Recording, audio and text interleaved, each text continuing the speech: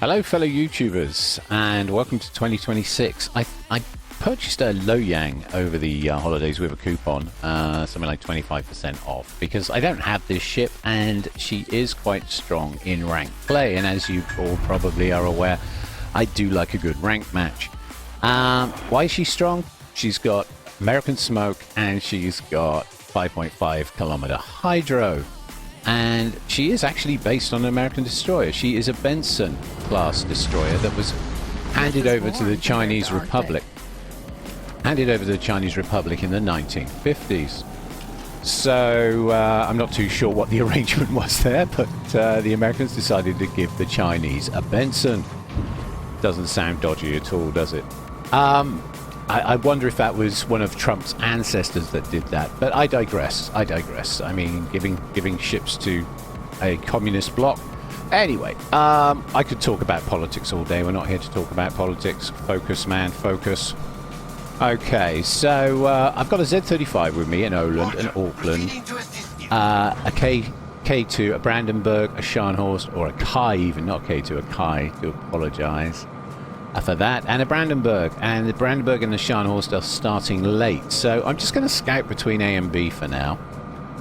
This ship comes with two types of torpedo. It comes with a 9.5 kilometer torpedo, if you want to fit that, or she comes with a 6.7 kilometer torpedo, which is faster, does more damage, slower reload, but 6.7 kilometer, okay, does 16k damage. Or you can go with the stealthier 55 knot sea mine style torpedoes that go 9.5 kilometers and do something like 9.2 kilometers do, excuse me, that's a very awkward number, 9.2 kilometers and do 11,600. So I'm just gonna hang around here and do a bit of scouting.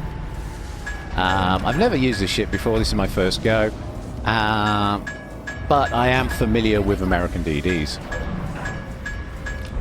So we really need right now to find out where the enemy fleet is, and this is my main task.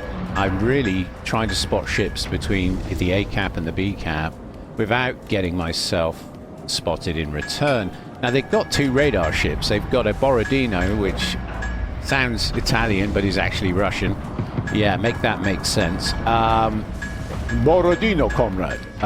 Straight to Gulag camp for you. Or whatever, but 12 kilometer radar on the Borodino lasts for around 30 odd seconds, because why not, right? So we need to be aware of him. And they've also got an Aslain, or Aslain, the South American cruiser. It's kind of a mini Worcester, really, I suppose. Oh look, there's a Blashviker 44. Oh joy. Okay, let's vote. And that's also got radar, just for the record. Ow. How dare you avoid my shells and hurt me really badly. Okay, so we've established something straight away. I'm going to disengage because I'm no good to my team dead. We're going to chuck up the smoke. We're going to put on the hydro. Just in case they chase.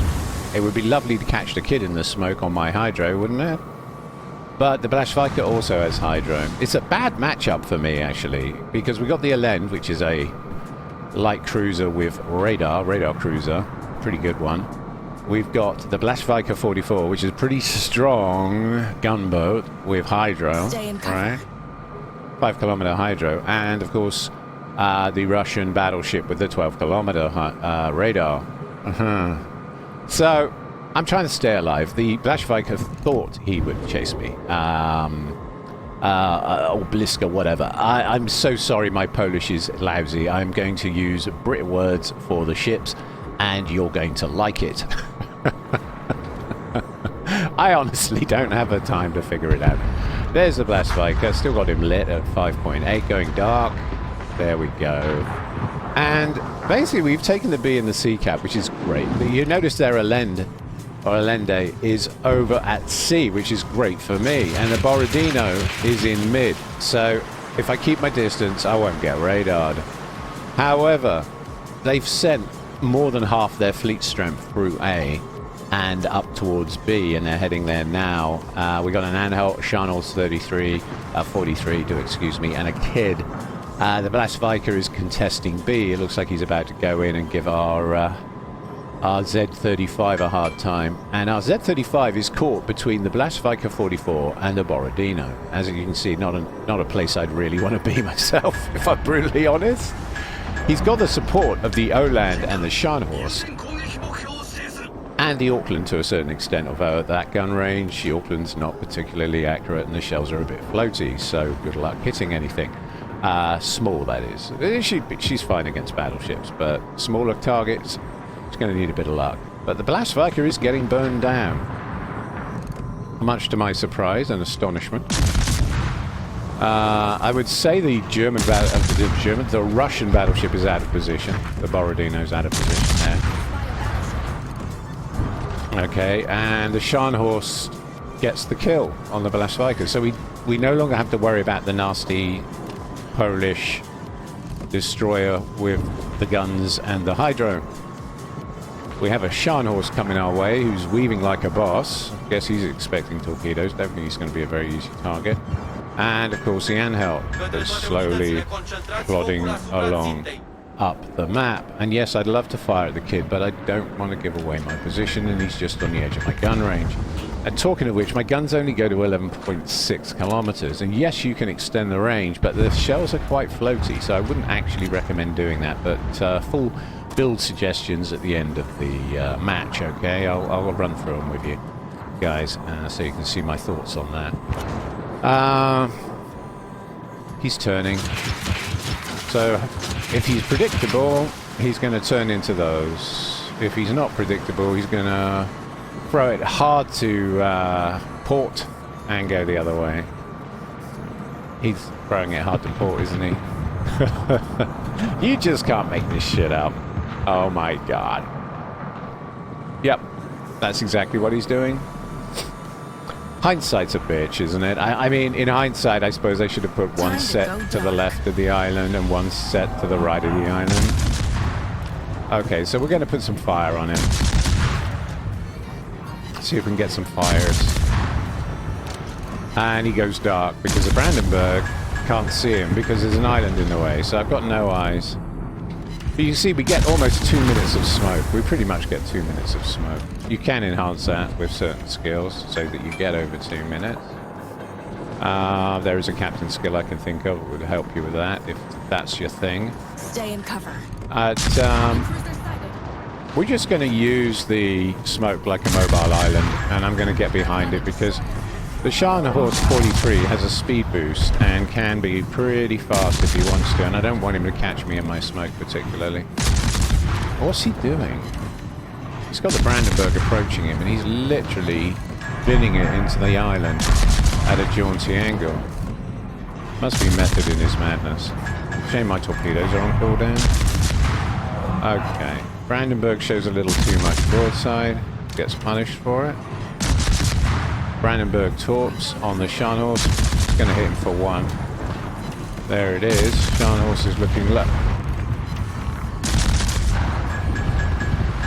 Okay, with a little assist from his team.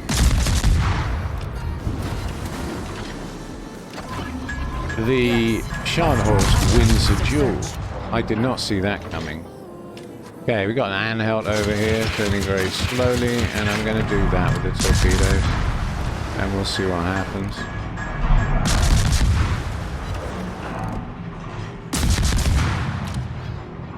Okay, this guy's pretty unpredictable, I'll give him that, but he's also pretty dead. And we just need to finish him off, really. There we go. Okay, so my torpedoes are now on cooldown, and we've got an Anhalt to think about. And I'm looking at the fleet situation, and we're, what, 3v3? Now, so these crucial moments in a match where you really want to stay alive, and the Anhalt is a 16 gunner, and the Anhalt has torpedo protection to a certain extent and 44k health, and my torpedoes are on cooldown. So, you know what? I'm going to circle round and head down to A. It's the boring play, but it's the safe play. You don't need to take risks if you don't have to. I mean, I'm tempted to fire at this guy, but I'm well aware that the Anhalt has a pretty impressive secondary suite and 16 guns. So she's kind of a mini Mecklenburg. Although she is considerably slower and a pretty easy torpedo target if your torpedoes aren't on cooldown, as mine were. But he's going to hook into B, and then I'll have to chase him down, and then I'll be near the Borodino and his 12-kilometer radar, and the Aslain and his 9-kilometer radar. That is the triangle of destruction! You see what's going on in the mini-map, which is why I've picked A.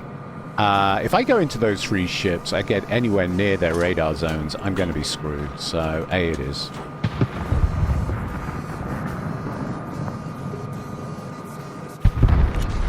This is our last stand.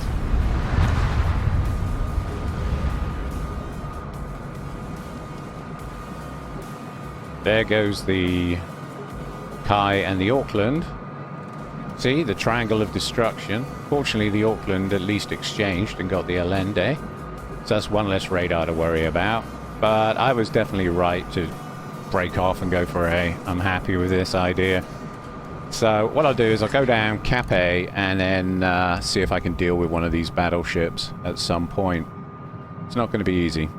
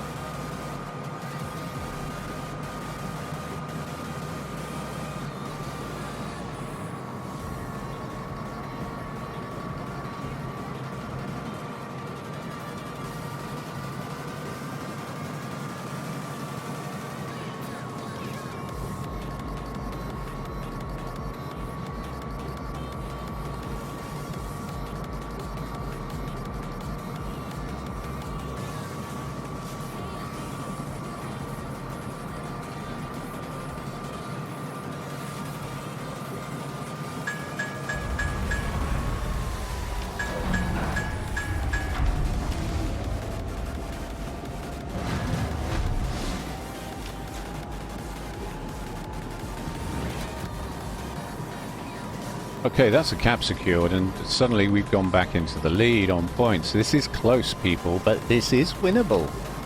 One of their battleships has gone all the way down to C, and battleships aren't fast. It's going to take him a while to cap C and then come all the way back to B, which means there is a chance that they both went to C. That would be nice, wouldn't it?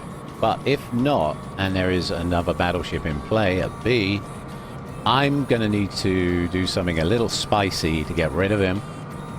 And then cap B. That's the only real chance we've got here of winning this match, and I do intend to try and win. But this is where we play the mind games. And the Loyang in that respect is no different to any other destroyer I play. In that respect. We've got 1 smoke left and 1 Hydra. And I'm not too sure what I'm up against. It could be the Borodino, could be the Anhalt, or they could both be at C and now slowly starting to make their way back to B. I won't know till I get there.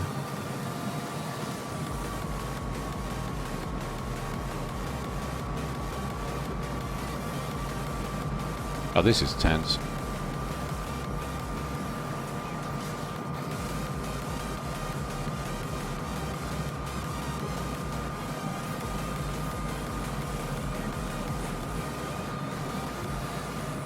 We need to do something.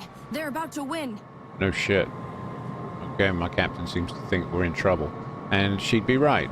Okay, they've got a slight points advantage and they have a battleship on the cap. One of them is sat here. Yes, definitely not 2 of them. Let's try hydroacoustic search. Hydro on, and it's the Anhalt. Okay, so he's parked behind the island. Where's the Borodino? Aha. I was going to go right and go back up his tailpipe because less guns to worry about, but it looks like I'm going to have to take him from the front. And this is going to be painful. I got 12k health. What could possibly go wrong? Torpedoes astern. Oh god. Okay, that should do it. And then let's chuck the smoke on. Time to go dark. 2 and gadoosh. Okay. Bye-bye, battleship. Oof. Right, so we got 4k health left. That actually turned out better than I thought it would. We're running out of time. We definitely have a chance now. We definitely have a chance.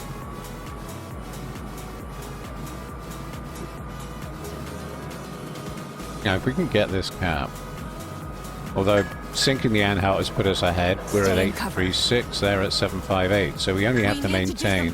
They're about to win. Yeah, I know it's a radar Borodino, chat. I'm fully aware, my man. It's fine, it's fine. If I stay close to the island, he's got a problem. And it's not the... It's all about the shell trajectory. At these ranges, his guns shoot really low projectiles, meaning this island will protect quite adequately from his main battery. So all I've got to do, really, is stay this side of the island. It's a shame I haven't got another hydro, to be honest. But... yeah, that's good advice from the Oland. I always play cat and mouse, mate. I always do. That is very good advice. That's exactly what I intend to do, except I intend to be the cat, not the mouse. But only if I get the opportunity to be. He's got 28k health, so one salvo of torch should take him down. But at these ranges, and my hydro's about to wear off, I'm not convinced. And it's quite a wide island, meaning that X-ray isn't going to come into play much, which is kind of annoying. That's where the ships are within 2 kilometers of each other and automatically detect each other. I don't want to be too close to the island, because then the torpedo angles on this ship are okay, but they're not the best, meaning I need a bit of angle, should he come around a corner at me, to be able to throw some torps his way. Now, he's vanished into my smoke, which is quite a worrying development. So we've got to be a little bit careful here, especially if he just went all ahead stop and chucked her into reverse, right? So I'm going to ginger it around this corner in case. There's still a lot of rocks on the corners of this island that are going to trap shells.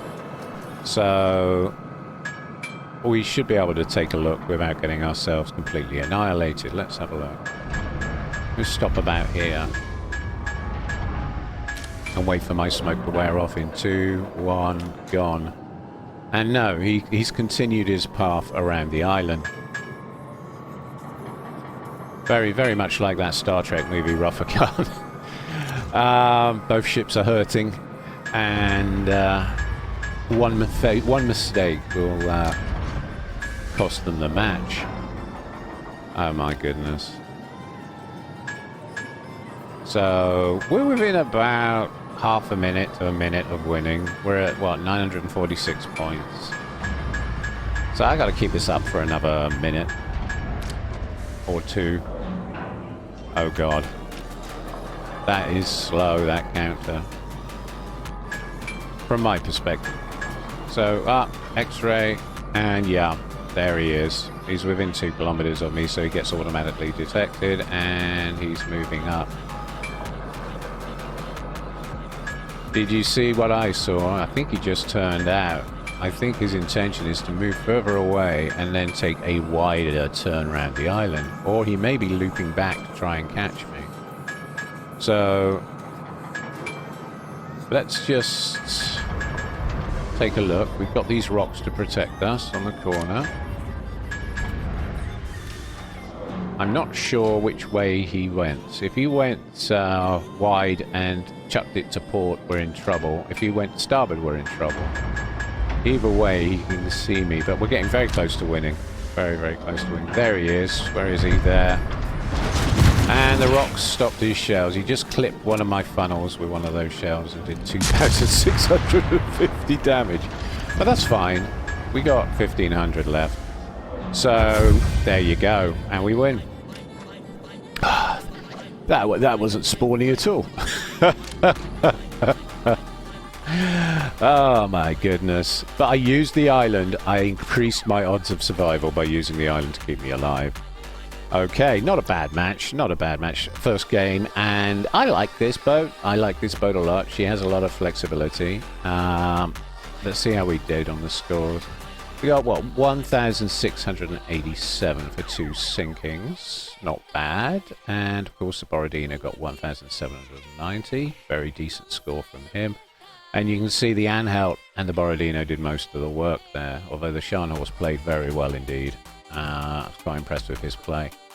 Total damage to ships, 69,857. We stayed in the match and were able to basically steal a win from the jaws of defeat.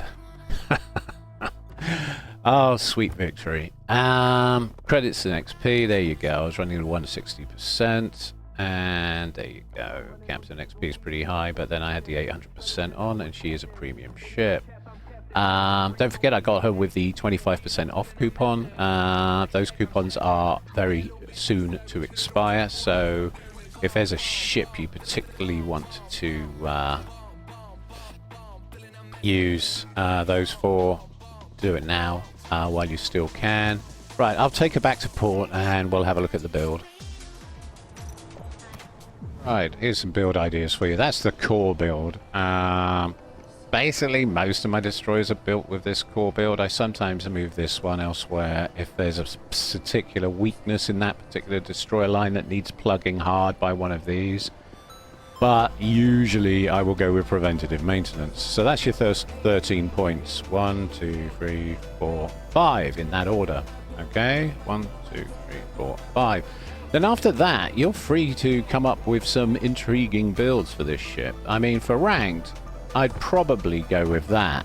It would have helped greatly in the cat and mouse game around the island in that previous match I just showed you. It would also give me much more awareness of where the threats are. I mean, the Kid and the Blastviker 44 were a bit of a surprise, and you can see that if I hadn't withdrawn from that combat, they would have probably burned me down because the Blastviker has hydro, so I could have smoked up all I like, but he would have turned his hydro on, I'd have hydroed him back, and we'd have got into a gunfight, and the Kid would have backed him up, and down I would have gone. So, very useful for rank, this kind of build. Alternatively, you could build into the rather slow torpedoes, the Mark 15s, to increase their speed to 58 knots, okay, by using Swiftfish, this one. That also, of course, affects the faster torpedoes, which I haven't actually got on the boat at the moment. But as you can see, wait a second. Okay, let's see how that affects the faster torpedoes. Have I really literally got to switch out to see them?